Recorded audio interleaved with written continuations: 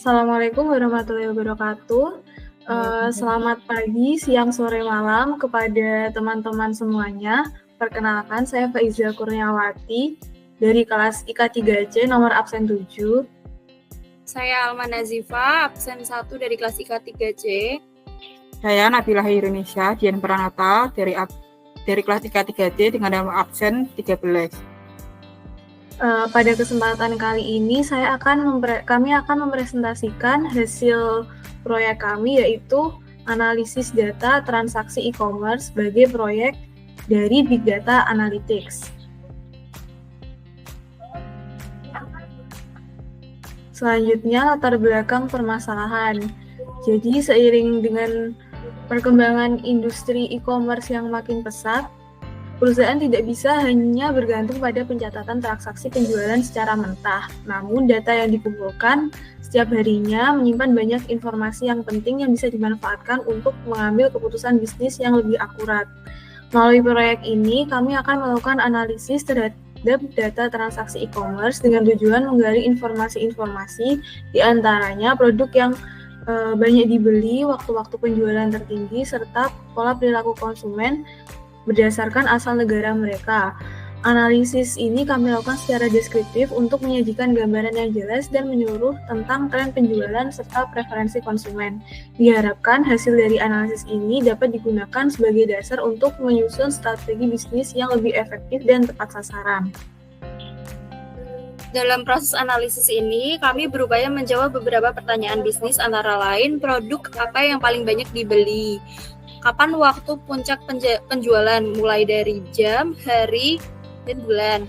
Lalu, ada negara mana yang paling banyak belanja, kemudian berapa rata-rata total belanja per transaksi. Nah, untuk penjelasan datasetnya sendiri, dataset e-commerce data dari Kaggle oleh pengguna Carry 1 berisi kumpulan data transaksi penjualan retail online yang diambil dari sebuah perusahaan grosis yang berbasis di Inggris. Data ini mencakup periode waktu antara 1 Desember 2010 hingga 9 Desember 2011 dan berisi sekitar 500.000 hingga 1 juta baris data. Setiap baris merepresentasikan satu transaksi pelanggan yang berasal dari berbagai negara. Sumber asli dataset ini mengacu pada UCI Machine Learning Repository dengan nama Online Retail. Oke, selanjutnya penjelasan dari masing-masing dataset yang kita gunakan, yaitu ada 8 fitur utama. Yang pertama yaitu invoice number, di mana ini merupakan nomor faktor unik yang merepresentasikan satu transaksi. Jika nomornya diawali dengan huruf C, maka transaksi tersebut merupakan pembatalan atau return.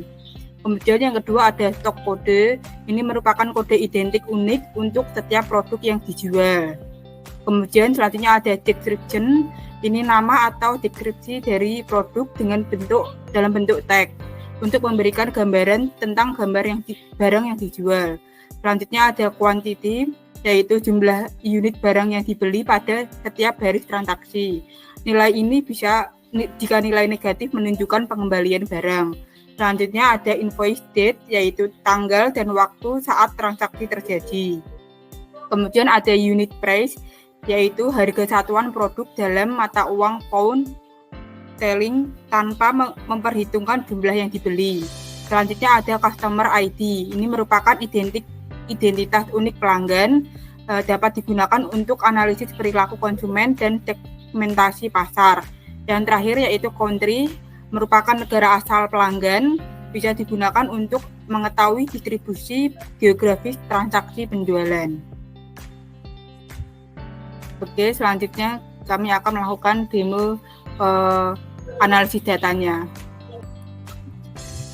Pada bagian ini, kami akan menjelaskan tahapan analisis data transaksi e-commerce yang telah kami lakukan menggunakan Python di Google Colab. Dataset yang kami gunakan bersumber dari Kaggle dan berisi data transaksi retail online dari sebuah perusahaan grosir di Inggris selama periode Desember 2010 hingga Desember 2011. Untuk pertanyaan bisnisnya kami ada 4. Yang pertama itu produk apa yang paling banyak dibeli.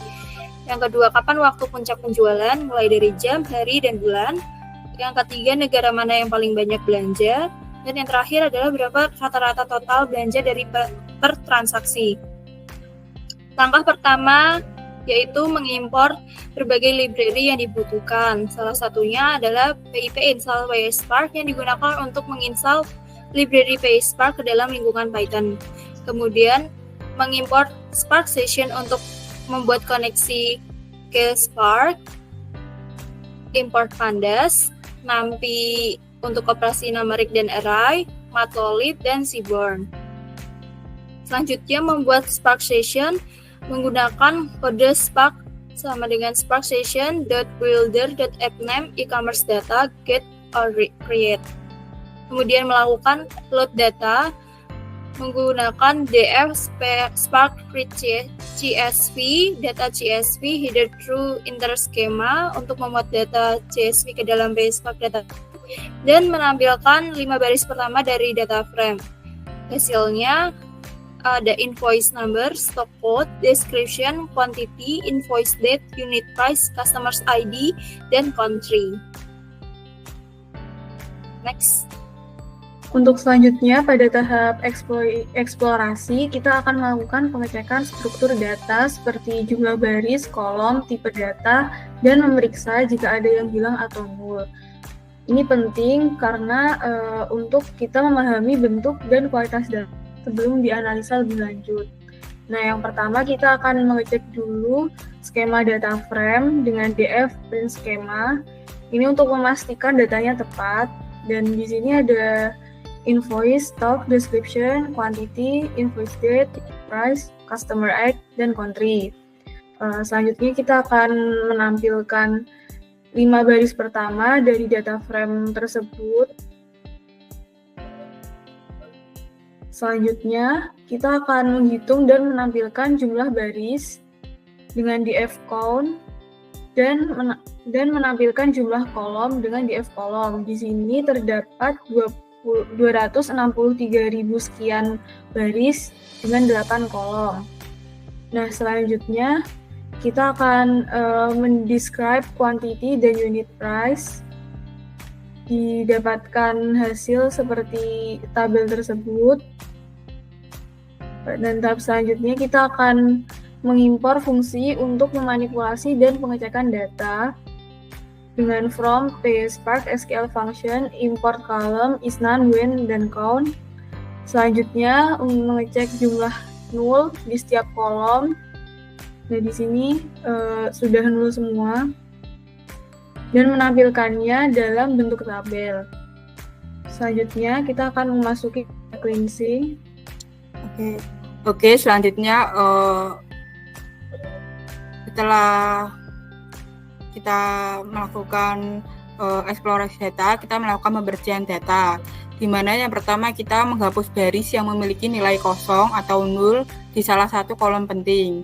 Di sini kita menggunakan perintah df cleaned sama dengan df dropna dan memasukkan isi dataset tersebut. Lalu yang kedua, kita juga melakukan penghapusan baris-baris duplikat dari data frame yang sudah dibersihkan dengan menggunakan perintah df cleaned sama dengan df clean drop duplikat.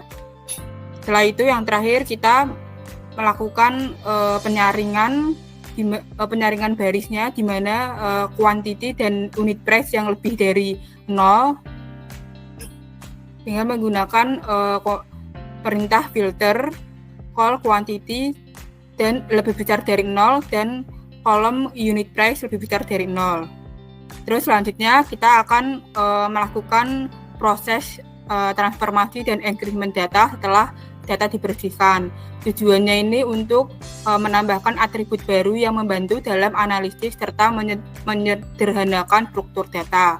Langkah pertama kita yaitu mengkonfirmasi string ke format timestamp. Data time-nya sebelumnya string jadi ke format timestamp. Terus kemudian kita juga mengekstrak nilai bulan dari kolom bertipe timestamp. Terus untuk day of week-nya kita mengekstrak hari dalam seminggu, di mana 1 sama dengan minggu, lalu Senin sama dengan 2, sampai seterusnya Sabtu sama dengan 7. Kemudian kita juga mengtrack jamnya dari timestamp. Lalu yang terakhir juga mereferensikan kolom data dalam data frame PySpark. Terus selanjutnya kita mengatur kebijakan parsing waktu ke mode legacy agar kompatibel dengan format tanggal lama. Ini berguna jika format data type yang digunakan tidak cocok dengan PySpark versi terbaru. Terus lalu kita juga mengkonversi kolom invoice data dari string menjadi format timestamp dengan komen tersebut.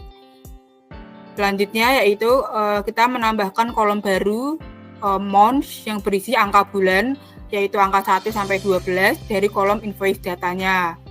Lalu kita juga menambahkan kolom baru bernama day of week yang artinya hari dalam seminggu dari invoice data. Lalu kita juga menambahkan kolom baru hours yang berisi jam transaksi dengan angka 0 sampai 23 dari data invoice date. Yang terakhir yaitu kita mengimpor fungsi round untuk pembulatan angka desimal dengan komen tersebut. Di sini kita menambahkan kolom baru total price yang merupakan hasil perkalian dari quantity dan juga unit price. Oke. Selanjutnya yaitu ada proses visualisasi data. Untuk visualisasi data kita membutuhkan import pandas untuk manipulasi data tabular, kemudian ada import matplotlib pyplot SPLT itu untuk mengatur matplotlib untuk membuat grafik visual, kemudian ada import seaborn SNS mengatur seaborn untuk visualisasi data yang lebih interaktif dan estetik. Untuk stylenya sendiri kita pakai ggplot temanya, kemudian ada cns.set mengaktifkan tema default seaborn untuk tampilan grafik yang konsisten dan menarik. Kemudian untuk menjawab pertanyaan produk apa yang paling banyak dibeli, baik quantity, kami mengelompokkan data berdasarkan description, kemudian menjumlahkan total pembelian, quantity, mengurutkan berdasarkan jumlah terbanyak, order by consume quantity, dash, mengambil 10 produk teratas, dan mengubah hasil ke data frame pandas untuk visualisasi. Berikut adalah visualisasi dari top 10 produk paling banyak yang paling banyak dibeli. Di sini tertera bahwa yang paling banyak dibeli itu adalah medium ceramic top storage jar, dan yang paling sedikit itu adalah pack of 60 pink paisley cake cases. Dan yang kedua, kapan waktu puncak penjualan? Di sini kami melakukan pengelompokan data berdasarkan kolom jam 0 hingga 23 hours gitu. Kemudian menjumlahkan total penjualan di setiap jam, mengurutkan hasil berdasarkan jam secara naik, dan mengubah data frame PySpark menjadi pandas untuk visualisasi. Nah, berikut adalah tampilan dari visualisasi total penjualan per jam. Dan di sini total penjualan per hari dengan pakai Dow Map. Angka 1 itu artinya minggu dan seterusnya hingga 7 itu adalah Sabtu. Mengelompokkan data berdasarkan hari 1 hingga 7, menjumlahkan total penjualan tiap hari, mengurutkan dari hari ke-1 minggu sampai ke-7 Sabtu. Mengubah ke data frame pandas untuk visualisasi. Lalu menambahkan kolom hari berdasarkan mapping angka hari. Berikut adalah visualisasi dari total penjualan per hari, di mana angka tertingginya itu ada di hari Selasa dan Kamis, dan hari terendahnya itu di hari Minggu. Kemudian total penjualan per bulan. Di sini membuat kamus atau dictionary untuk mengubah angka bulan 1 hingga 12 menjadi nama bulan dalam bahasa Indonesia. Kemudian mengelompokkan data berdasarkan bulan, lalu menjumlahkan total price. Berikut adalah visualisasi dari total penjualan per bulan, di mana di sini dapat dilihat bahwa total penjualan tertinggi itu ada di bulan Mei dan yang terendah ada di bulan Juli. Kemudian untuk menjawab pertanyaan nomor 3, negara mana yang paling banyak belanja? Kami mengelompokkan data berdasarkan negara dan mengambil 10 negara dengan total belanja tertinggi. Yang pertama itu mengelompokkan data berdasarkan negara, kemudian menjumlahkan total belanja dari setiap negara, mengurutkan dari yang total belanjanya paling tinggi, mengambil 10 negara dengan total belanja tertinggi, dan mengubah data frame Payspark ke Pandas untuk divisualisasikan. Berikut adalah visualisasi dari negara dengan total belanja tertinggi. Di sini dapat dilihat bahwa total belanja tertinggi itu ada di negara United Kingdom, dan yang terendah itu ada di Sweden dan Jepang. Dan yang terakhir, berapa rata-rata total belanja per transaksi. Untuk menghitung rata-rata total belanja per transaksi, kami melakukan pengelompokan data berdasarkan nomor transaksi, menghitung total belanja per transaksi, menghitung rata-rata total belanja dari seluruh transaksi, mengubah ke data frame Pandas untuk diproses lebih lanjut. Kemudian hasilnya dapat dilihat bahwa rata-rata total belanja per transaksi adalah 449,28. Demikian presentasi yang bisa kami sampaikan. Semoga materi yang kami bawakan bermanfaat dan menambah wawasan teman-teman semua. Terima kasih atas perhatian dan waktunya. Jika ada salah, mohon dimaafkan. Wassalamualaikum warahmatullahi wabarakatuh.